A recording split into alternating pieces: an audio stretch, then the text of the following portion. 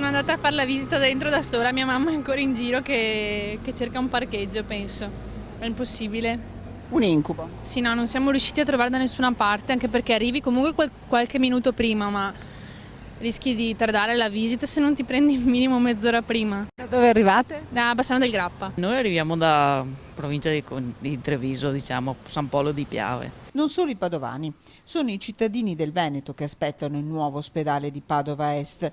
Ogni giorno sono migliaia le persone che si recano in via Giustiniani per cure ed esami e il risultato è quello che vi hanno appena raccontato.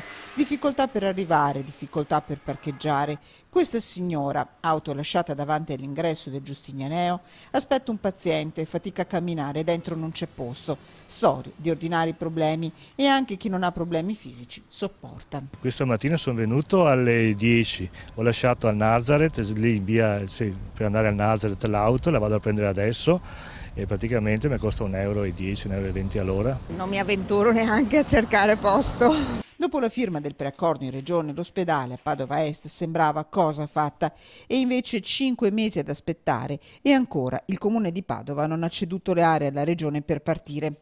Problemi burocratici pare, ma intanto i cittadini attendono. Secondo lei sarebbe una cosa buona? Per noi che vediamo da Treviso sicuramente sì. Quindi sperate che lo facciano più presto? Magari. Si evita un po' il traffico del centro, diciamo.